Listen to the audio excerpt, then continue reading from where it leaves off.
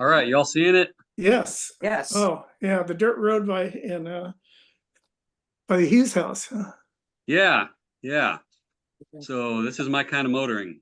Even though this wasn't exactly an expedition, it was just a dirt road. But yeah, I think Looks I think I looks think Michael good. Hughes will recognize this picture.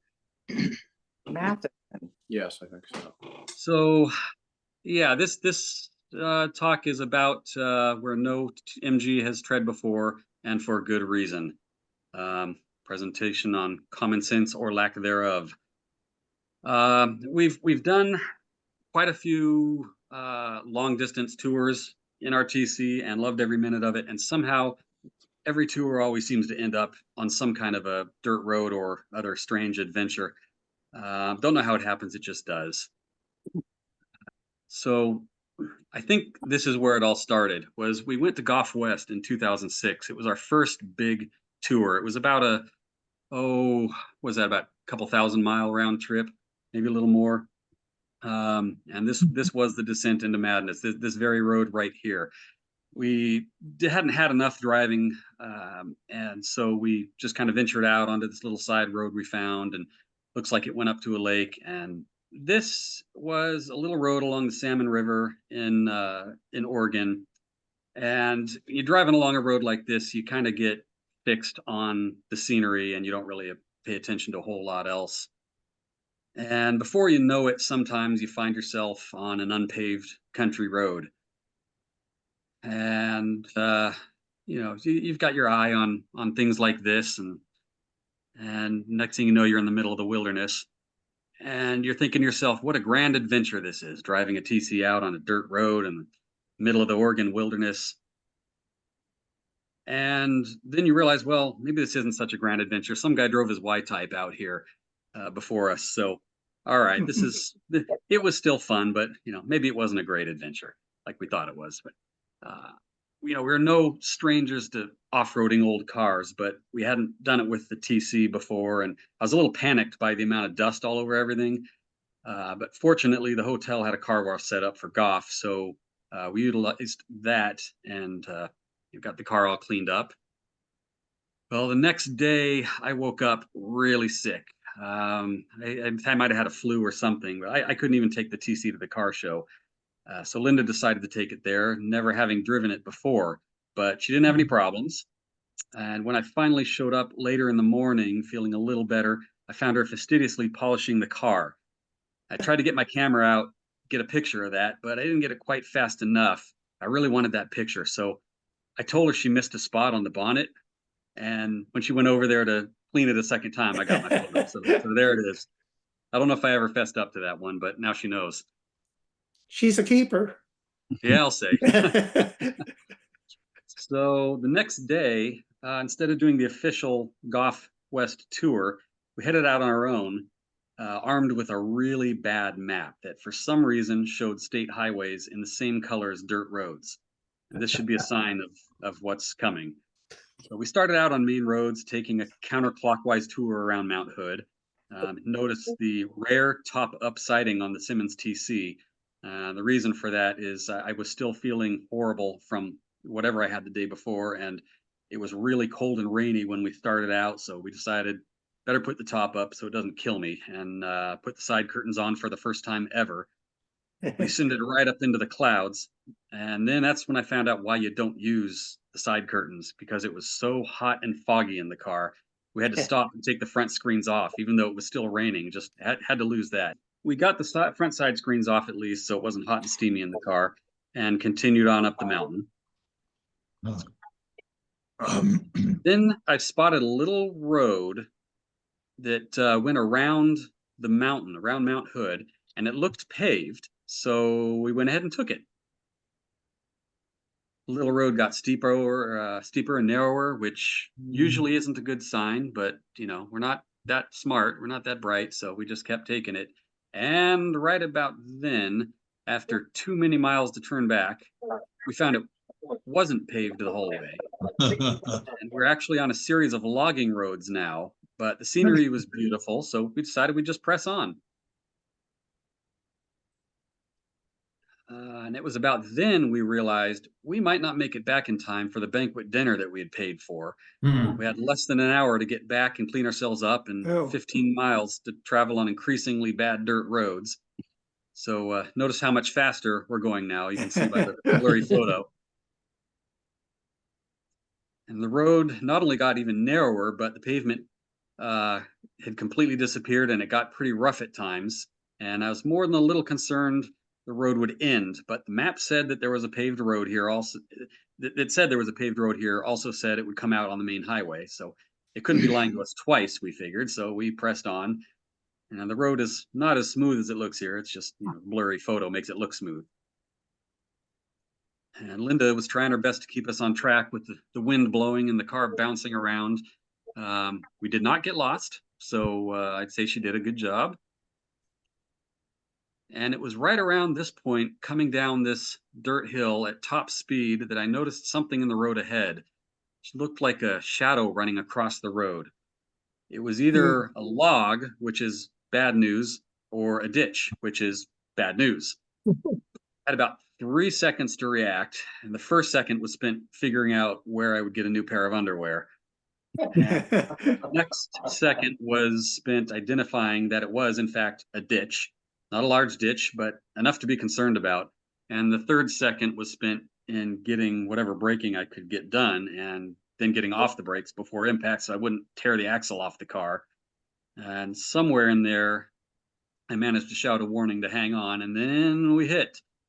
The car pretty much sailed right over the ditch, but the far side was higher than the near side, and that sent the front end right into the air. And the rear end took it better. After the front end got back on the ground, we tightened our seatbelts back up and pressed onward. And the rest of the drive was bumpy, but otherwise uneventful. And before we got back to the highway, before long, we managed to get back to the highway, and we did get to the dinner in time, just in time.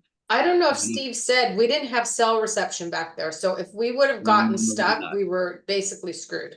We'd be waiting for logging season for someone to find us, yeah. So unfortunately, Linda's cleaning job was once again ruined, but it was totally worth it for the scenery and the adventure. And since the statute of limitations have now passed, I can finally tell my wife that on this trip, I forgot to put a jack in the car before we left.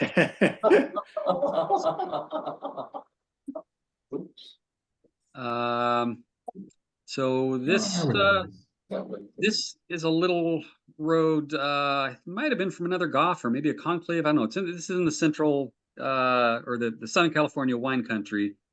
And when you see a road like this that's so bad the county doesn't even bother to maintain it properly, that's usually a sign you should just go back the other way.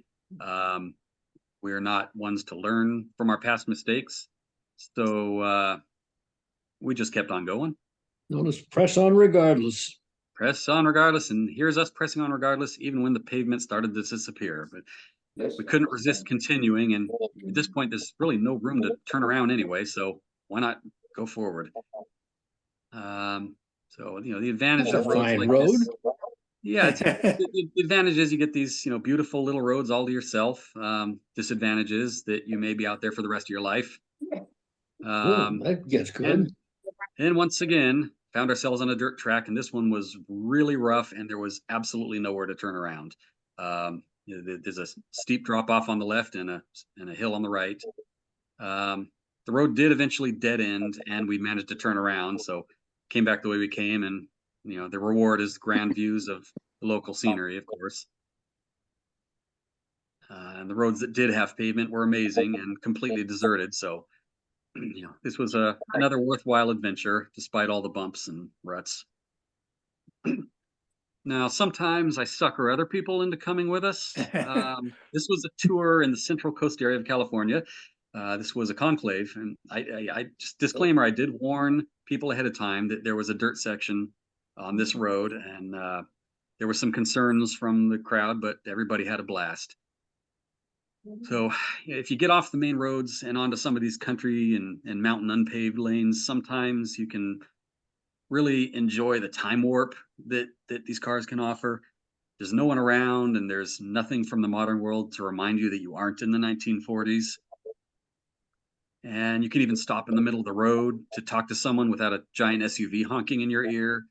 You know, an MG might honk, but their horns aren't very loud, so no big deal.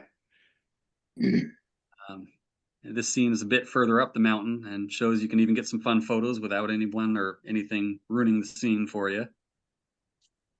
And if you want to make it really old school, you can shoot it in black and white. In fact, in this photo, I'd say there's nothing modern. The cars are even parked on the proper side of the road with no parking enforcement to complain or write us tickets. Another advantage of getting the car a little dirty now and then. Yeah, I mean, it may be a dirt road, but you can't tell me this isn't vintage motoring bliss. I think this is one of my favorite photos from that trip on the way down the other side of the mountain. They turned back into pavement a little while later, and you know, everyone had a great story to share. It's just another adventure. Well, this was in 2009. We drove the T-City, Utah for Goff West out there. And as usual, the event tour wasn't enough for us. So we set out after the rally looking for a bit more adventure. And we stopped in this little town for lunch. It's called Midway. And found this photo op, and then decided we didn't really want to go back the same way we came.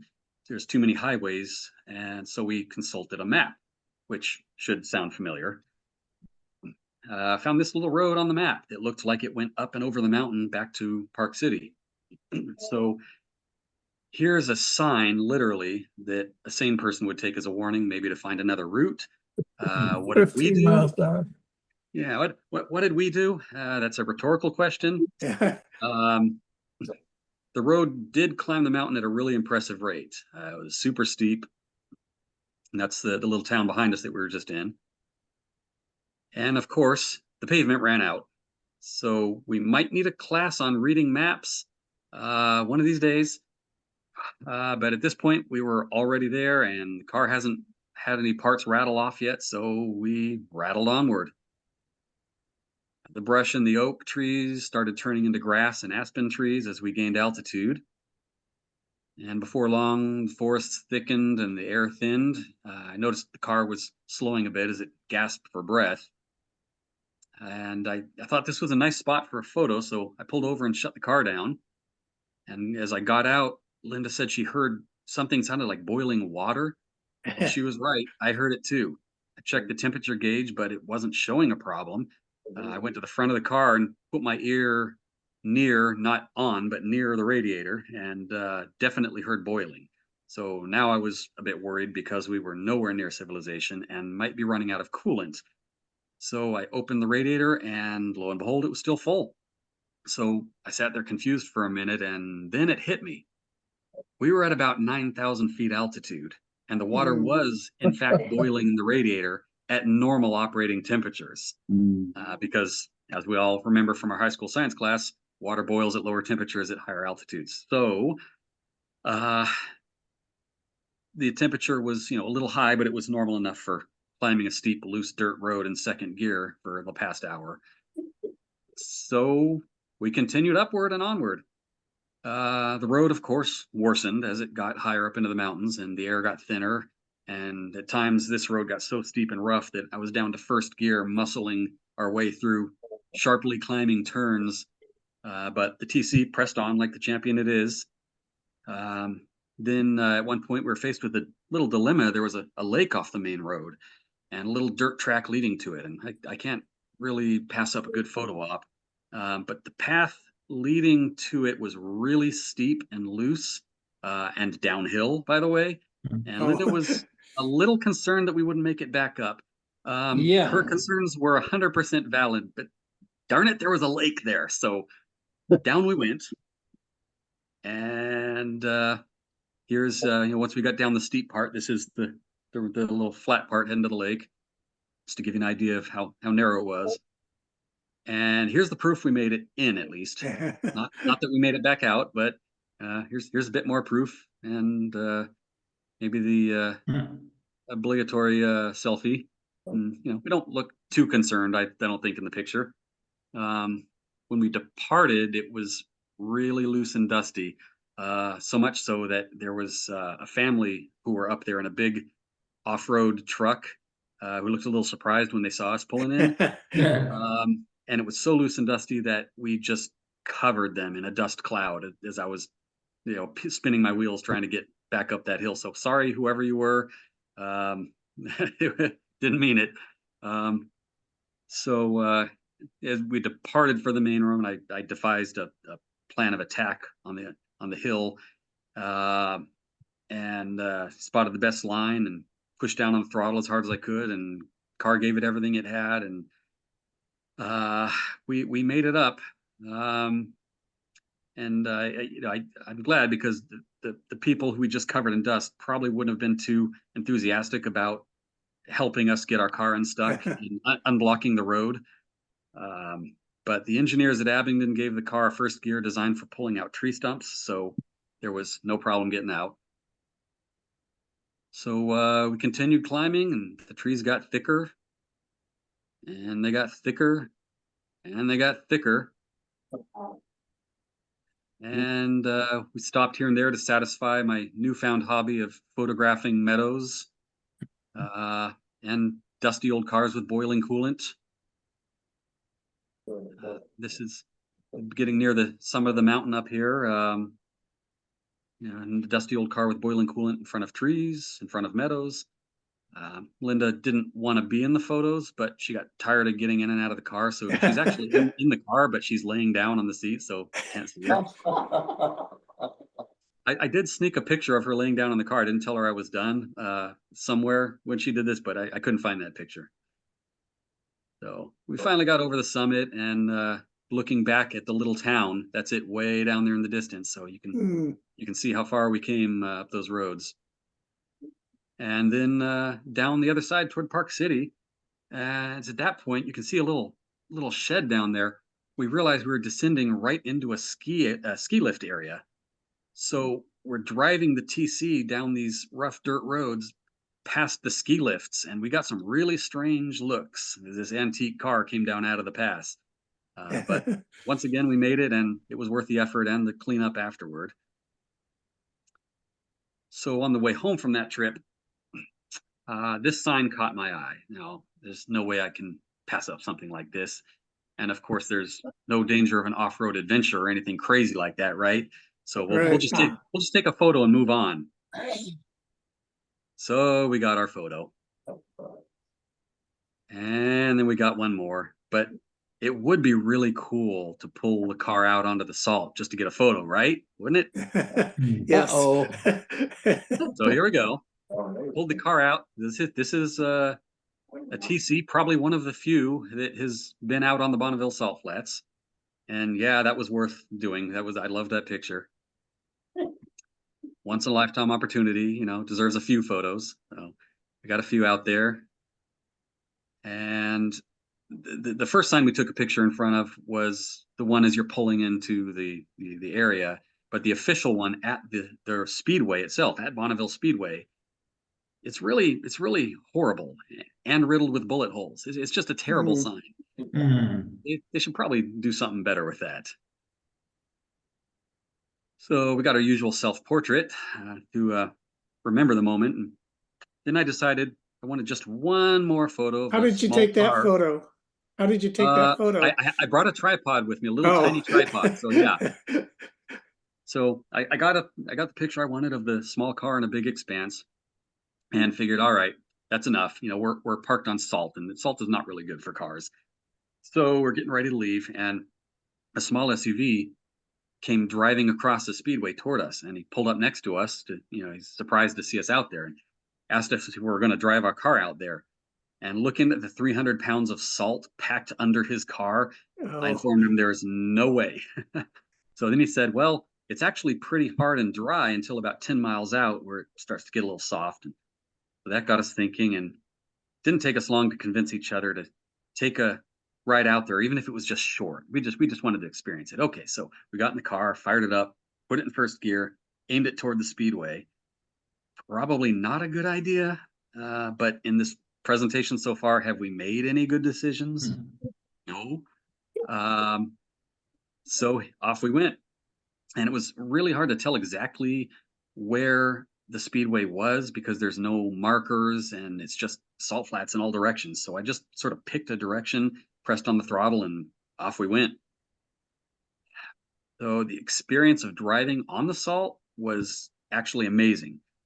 We were going faster and faster and excited smiles on our faces until we got the car up to about 80 miles an hour, according to the speedometer. Here's one of those excited faces, and you might see another one in the reflection. Oh, I don't. all I I don't see know is if a camera in front of her face. Yeah, this is before cell phone cameras were any good, so we had a big SLR camera. So the camera's so big it barely fit between us and the TC. But anyway, apparently we went the right direction because we passed a few course markers. That's one of them.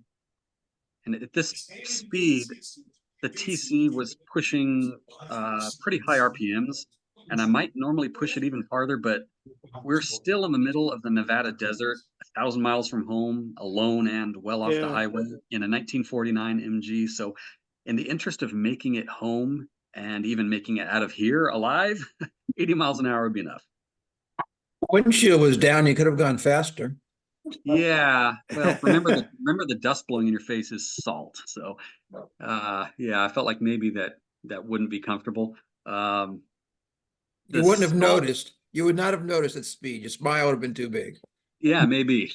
Maybe. Hmm. I mean, the salt flats were incredibly smooth, actually. It was almost like riding on glass. It was so smooth. And without any foreground for reference, you almost couldn't even feel the speed. You just heard the engine and felt the wind, but it was quiet and smooth. It was really kind of unworldly.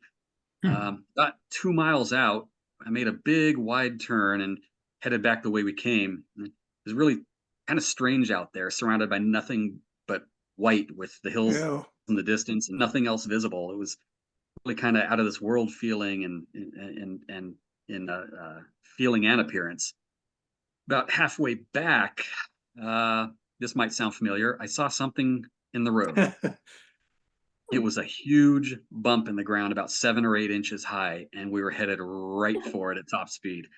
And you can't really tell, you can't see things in the distance that much because there's no contrast. It's just white. So it was right in front of us by the time we saw it. So we just braced for impact and read headfirst into it, expecting to be bucked right out of our seats. So 3, 2, 1, hit it, and there was nothing. Didn't even feel a bump. The only way I knew we hit it was a small popping sound as the salt gave way under the tires. So that was just another thing to add to the strange experience. It's so smooth even when you hit a massive bump. There's the other excited face. I'd just like to take this moment to say I'm lucky to have a wife who's as adventurous as me, or I would definitely be divorced by now, or maybe dead, for taking her on things like this. We got back to the road and I inspected the underbody to see if there was any salt to worry about. Yeah, there was salt to worry about. It was packed in there like snow all the way down under the body. And the only thing that really saved me is the underside of this car was so oily that the salt didn't stick to a lot of it. Now the problem is how to get that out of there. We're in Wendover, Nevada now. It's the middle of the desert. Water is scarce, and no one just leaves a garden hose laying out for you to use. So we're driving all over town, and I'm kind of panicking secretly, thinking, what's going to happen to my car if I can't wash this salt out? We drove around for about 20 or 30 minutes, and mind you, this is wet salt. This is like, it feels like snow in your hand, so it's probably already rotting the metal. I found a hose behind a Subway and figured, well, I'm just gonna use this hose as fast as I can before somebody comes around and gets us in trouble. So I turned it on full blast and I just drenched the underside of that car, and water was running across the parking lot and down into the street and down the gutter. I was sure we were going to get caught, but nobody caught us before I got it cleaned up. So I will say that when I got home 1,000 miles later, I drenched the underside of the car yet again just to make sure I got it all. And to this day, no problem. So no harm, no foul. This is just another dirt road closer to home. If you don't want to go on these grand adventures, you can just find little local dirt roads. And this is just a farm near our house. I bet Rob has driven by this 100 times on the way to work. You might know right where it is. So you can find nice little dirt roads where you can just pretend it's 1940s and no harm. Well, this was during Goff 2009 in Squaw Valley. And we decided to take a drive up into the mountains. And while we were sitting at this overlook, we noticed some strange looking tunnels running across the side of the mountains to the south. That would be sort of off to the right. You can kind of see a little road over there. Oh, yeah. And we spotted some tiny moving things along a trail leading to those tunnels and realized it was people walking. Then saw what appeared to be a utility truck near the summit of that mountain. With a bit of research, I discovered that those tunnels were part of the original Trans-Sierra Railway from the 1800s, which had since been abandoned for a new route. But we're enthralled by this. And I kind of wanted to go visit that, but we figured we'd just head back down the hill, enough adventures. But I couldn't leave it at that. So first problem was locating the tunnels so we could get up there. No one we spoke to knew anything about them. So we drove up and over the summit of Donner Pass looking for anything that might give us a clue about how to find them. We peered down dirt paths, read every historical marker, lurked around every building, found nothing. Heading back up the pass, we once again found no sign of the old railway. So we drove over the mountain again and back to the overlook where we first saw it, planning to just give up. So to no surprise, we couldn't take the mystery anymore and decided to continue our search. So went back up over the mountain, probably a fourth or fifth time at this point. And we went back and forth over the summit 3 more times, still empty-handed. But we finally met a maintenance engineer at a ski lift who knew what we were looking for, and he claimed to know how to get there. So his directions were pretty vague and complex, but it's the best information we had, so we went with it. We stopped at a scenic overlook and about to give up yet again, and we couldn't take it anymore. We had to find this thing. We knew it was accessible somehow, but where was the question? So we headed back up and found this dirt road that seemed like about where this guy told us would lead to the train tunnels. And it kind of didn't really look like a rail bed, but hey, it could be. So we followed this. That's too steep for a train. It does seem that, doesn't it? Yeah. But it's too steep for a TC is the question. Yeah. Because That's to this point, immediate question. this is a really rough path, and that drop off's a lot steeper than it looks in the photo. So, Linda had concern last time, and I didn't listen to her. This time, I thought maybe I should I should listen to her. Not, even though we have an above average sense of adventure, which is also read as stupidity, it wasn't enough to encourage us to try going down this, because I might not get back up and I have no idea where this is going to take us. So we turned around to seek another route, and it's a good thing we did, because that was not the right way. So we searched some more by car and by foot, and we finally stumbled across the right path. And eventually, we found this. That isn't one of the train tunnels, it's an overpass. But hey, if this is the only tunnel we get, by golly, I'm going to take it. So we went through it. And on the other side, look what it was hiding. One genuine 1800s train tunnel. So there's no stopping us now. This was the summit tunnel for the old Trans-Sierra Railway. You drove through that? Even though, Yep, what? there's a road through there. You drove through that? Sort of. What's a train? Well, it's not really a road, and you're not really supposed to drive there. But No, we've hiked it. Yeah, look at this hiked that. picture. Can you stop when you're right here? Could you stop? Because I couldn't. So God. we kept on going. I've hiked that, and I wouldn't begin to take a car down. Oh, God. Well, you're smarter than we are, sir. So There's so many bats in there. Yeah, there Believe me, were. I kept looking up when we drove through there. I was freaked about that. Oh, yeah, it freaked me out the most. That was the hardest part. It was also full of gravels and pool of water, and we couldn't tell how deep some of these pools were. And it was pretty unnerving how much the car Yeah. leaned as the wheels started to go under the water. But we Oh my God. Yeah. it was dark enough in there we couldn't see anything without the headlights on. Oh, yeah. No, yeah. Uh-uh. Some of the best graffiti we've ever seen is in there. Oh, But in some of those tunnels, it's amazing graffiti, but I took pictures of it, but I never posted it or shared it because I don't know what the words mean. So right. I walked through there one time in the winter time, and all those puddles were ice, and I barely made it through. I mean, it was just so slippery. yeah. But no. No, Oh, you're ballsy. That's okay, Steve.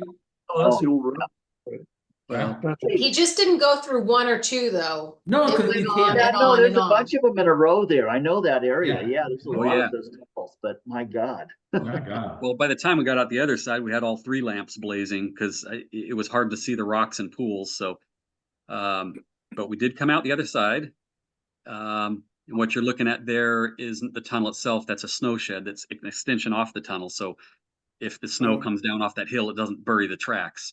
Mhm. That is incredible. Wow. So here's the reward. Where we get a grand view of the surrounding mountains, Donner Lake, Old Highway 40, just beautiful up there.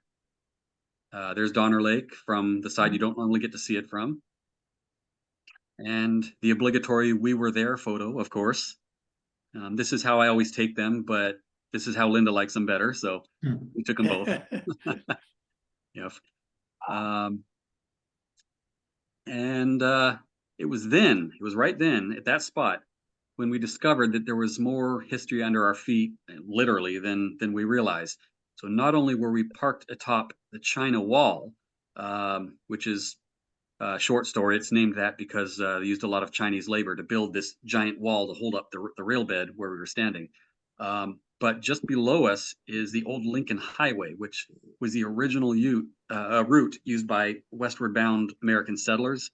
They first used it in around 1844, and it was gradually improved for horse-drawn wagon use. In 1913, it was incorporated into the Lincoln Highway, which was the first transcontinental automobile route in the U.S. It was abandoned in 1926 when Route 40 was constructed nearby, but the old Lincoln Highway is actually still in amazing condition with rock supporting walls and dirt tracks, and you can see it right there in sort of the bottom right of the photo. And in places where the mountain was solid rock, they couldn't really carve out a road. So the cars and horse-drawn wagons, whatever you had, they would drive over and along these huge slabs of granite until they found the next dirt section. And this kind of gives you an idea of where they had to go. So that whole left side of the line there, that's all just going over solid rock. And then they catch the dirt part again, sort of out of frame there. Jeez. Hey, Steve. Yeah. Did you know that you were looking at petroglyphs at the same time? It's hard to see them, but up at that exact spot, there's Indian petroglyphs etched in the granite slabs too. I did not see that, but now maybe I'll have to do this trip again. There's petroglyphs over here by Reno. You'd have to take a side-by-side. I would not suggest taking the MG. You need to take a side-by-side out there, but those petroglyphs are extremely bright and sharp. These petroglyphs, I hiked them to find them, and you have to have the light at the right angle, but there are Indian petroglyphs on those slabs right where you're at. Well, wow. Well, that's great to know. So Petroglyphs. That is the first graffiti, right? That was. Yeah, that's what Dean thought the graffiti was. If you saw the petroglyphs that's out on the East Hills east of Reno, that seriously looks like graffiti. I mean, it's just all over the walls, all over the rocks. It's incredible, the petroglyphs there. These ones, like I says, are a little bit harder to see, but yeah, you're right. Some of them told a story of some sort. So Yeah. Yeah. Well, there's also down there, you can't really see it in the photo, unfortunately, but in the 1920s, a hotel owner from down the mountain rode up here and painted a huge advertisement for his hotel on one of these big rock slabs, and it's still partly visible today, over 100 years later. Um, so, well, at this point, we considered turning around, but that thought was short-lived. So we got back into the TC and continued on. And a short distance later, we entered the next tunnel. Here it is. And Mm. this was a long tunnel. It was about a mile or two, I think.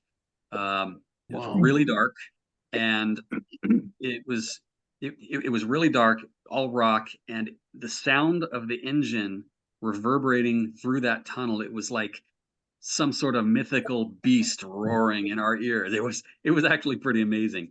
The tunnel itself was a mixture of natural rock, blasted away with good old 1800s black powder and concrete snow shed in sections. You can still see evidence of the blasting from the tunnel construction if you looked carefully with a flashlight on the walls. It was really slow going through here in first gear, navigating rocks and gravel and pools of water of unknown depth, and water coming in from the roof and walls hitting us on our heads. And every now and then you'd pass an air vent in the side of the tunnel and get a really amazing view. There was some of the graffiti. Did you see that in the last picture? Now go back, right there on the side. yeah, I can see that. Oh, So out we came the other side. At this point, we're really in the wilderness. It was open travel for a while on the old railroad bed and really rocky at times. And occasionally the car felt like it was going to vibrate apart. So I tried to find a speed that would minimize the vibration, but there really wasn't one. It was just the sound of sheet metal vibrating loudly, and it was really unnerving, actually, but we pressed on. There's no cell phone service here, no tow truck, so we're pretty much on our own. And eventually we came upon the next tunnel and went inside. So there's an unusual sight. It's kind of an octagon, isn't it? This one mm. had a really strange, unworldly feeling. The walls and ceiling were lined in old concrete, and they were stained and leaking water, and had that sort of partial octagon shape. And I referred to it as Moria, which only makes sense if you've seen the Lord of the Rings movie. So if you've seen that, you'll know what I'm talking about. And here's the water stains from the water coming through the roof. There's no light in front or behind us, just complete darkness other than the headlamps glowing. And between that and the deep sound of the exhaust reverberating, it was really surreal and amazing experience. Certainly unique, since it's fair to say no MG had ever been there before, and probably won't again. And outside again, well over half an hour driving in first gear later, vibrating to pieces, we decided we'd continue on for as long as it took to find where the old tracks met the new ones. And we were miles from anything resembling civilization, and there was no phone service here either. But no matter, we had a granola bar with us, so we could survive on that in case we had to walk out of the mountains. The car was, at this point, was vibrating like a rock tumbler across large gravel, still crawling in first gear the whole way, but the scenery kind of helped keep my mind off all the maintenance waiting for me when we eventually got ourselves out of here. And finally, we passed over a snow shed at the entrance of the new railway tunnel. And a few minutes later, merged with the new tracks. Hmm. And I wanted to wait for a train to come by for a photo, but as always, we're running short on time to make it to an auction dinner we paid for. So we turned around and headed back uphill, which, this is where we discovered that there's no way to go further without a train or a helicopter. So we would have to go back up the entire mountain for miles and miles on the same road that almost broke the car the first time. So we headed back up the canyon. And at this point, I decided to push it into second gear on some of the open sections, which didn't really help the vibration, but it did help save time. But even in second gear, going faster, it'd take a while to get back up the grade. And this is probably around 7,000 feet altitude, so the car was definitely feeling it. But passing the Sierra Nevada meadows was, good scenery, and it's very pleasant up there. Here's another view of the old Lincoln Highway showing the rock and dirt sections. And you can see the old rail bed with one of the snow sheds leading into a tunnel up at the top of the frame there. And there's the route that the early motorists and horses would have taken. And this, right about here, I noticed another piece of the old Lincoln Highway climbing up the pass above us.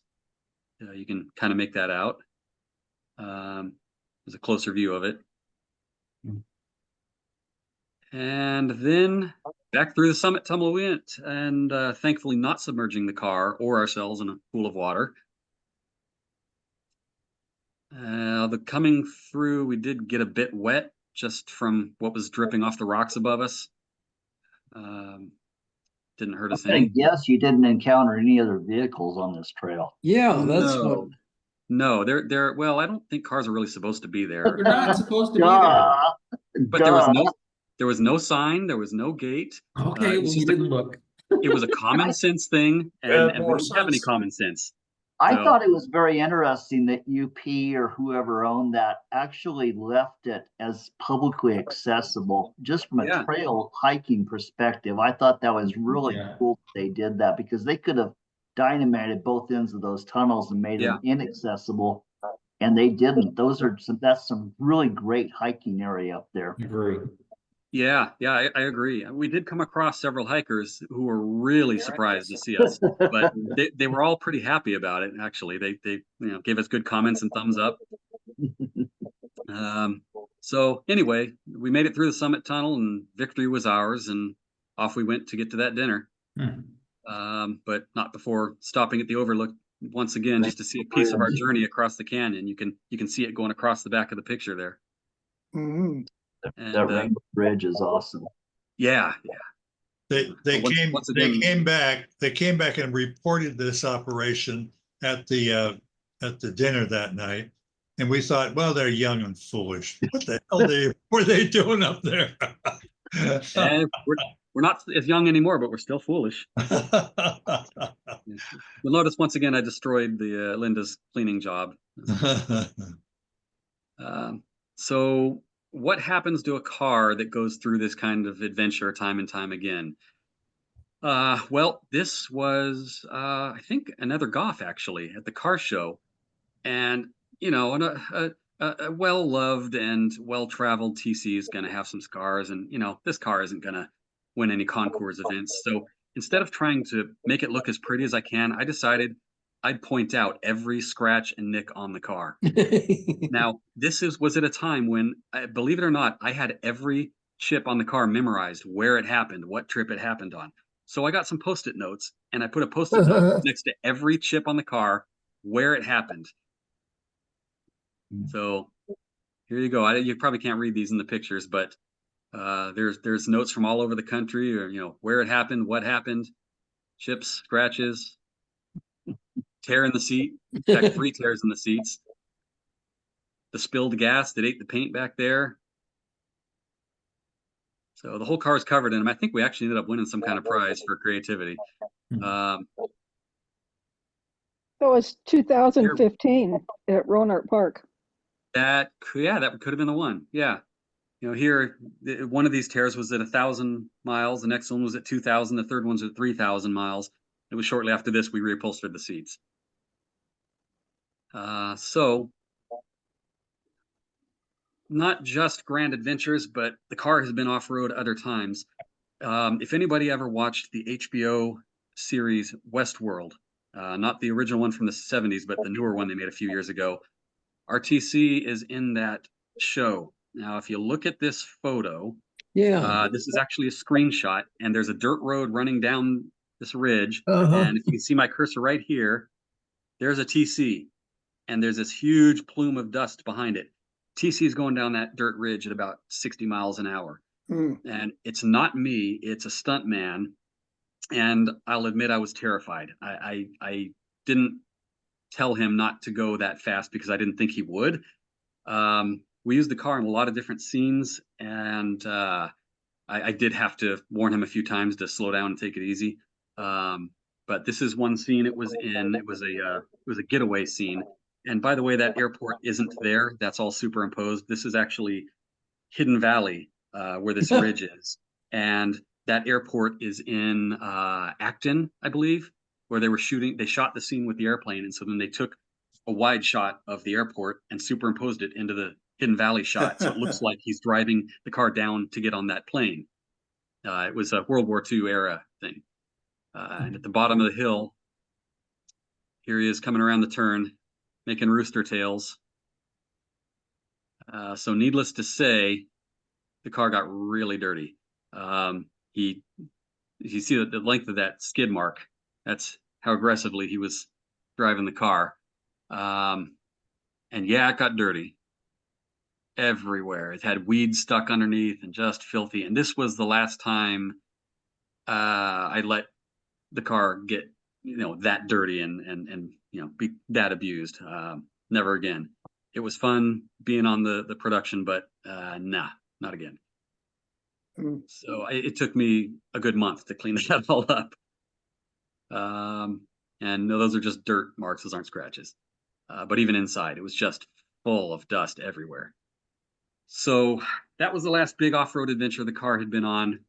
And after all the miles, after all the scratches, after all the chips, I will say it still looks amazing. And in fact, outshines a much more modern car. You tell me which one's prettier. I'd say the one on the left. So for, if you can't see the scratches from 10 feet away, they don't count. You're here. So that's all I've got. So hope you enjoyed it. Hope it wasn't Yes. too long. Great, very Very great. cool. Very cool. The adventure continues. That was awesome.